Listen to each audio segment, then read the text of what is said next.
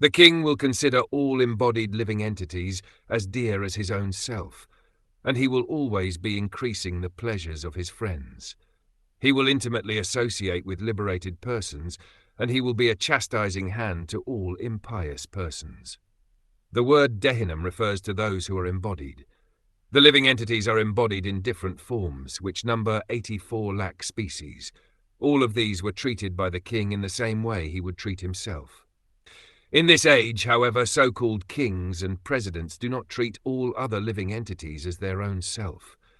Most of them are meat-eaters, and even though they may not be meat-eaters and may pose themselves to be very religious and pious, they still allow cow slaughter within their state.